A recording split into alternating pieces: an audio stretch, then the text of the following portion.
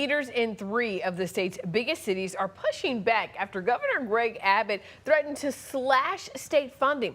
The governor says police in Austin, Dallas, and Houston have policies that violate state law. And if the cities don't remove policies limiting cooperation with federal immigration authorities, the governor says they'll lose millions of dollars in grants. KVUE's Daniel Perot joining us live now from the Texas Capitol with how these cities are responding and what these cuts could mean for their budgets. Daniel. Between these 3 cities, roughly $200 million worth of public safety grants are at risk. In Houston and Dallas, that could include security funding for this summer's World Cup games that those cities say they need.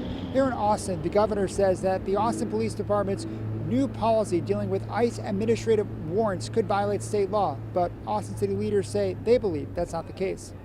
Governor Greg Abbott taking aim at Texas's biggest cities, demanding they roll back limits on cooperation with federal immigration agents or lose public safety grant funding. Houston is now trying to renege on their obligations. Governor Abbott says as part of the agreements to get those grants, cities have to comply with immigration enforcement efforts. It's flat wrong, both in terms of what's legal in Texas as well as what's right for public safety. Austin, Houston, and Dallas all have similar policies, directing local police officers not to prolong the detention of individuals with administrative immigration warrants until federal authorities can arrive without supervisor approval.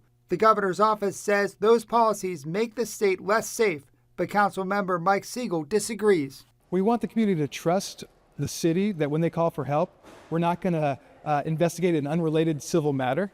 Attorney General Ken Paxton has sued Houston and is investigating Austin for what he says are violations of a 2017 law that prohibits cities from having laws that hinder federal immigration enforcement. On the federal level, Senator John Cornyn has introduced legislation to block so-called sanctuary cities from getting federal funding. I absolutely believe we cannot sell our values for $2.5 million. If Austin loses the grant funding, city leaders say they likely have to terminate programs that help police officers deal with trauma, help sexual assault survivors, and help the city respond to violent crimes against women. There's no replacement. Already we've had to cut programs and services to the bone in this very difficult fiscal environment.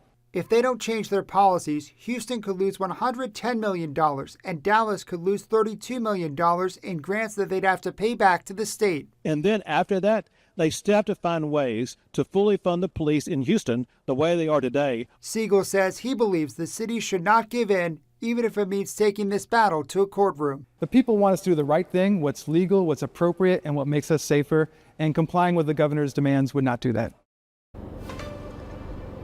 The governor's office is giving the city of Austin until next Thursday to respond to the letter. If the city does not change the APD policy by then the state could move to terminate those grants. And if that happens, the city would then have 30 days to pay the grants back to the state.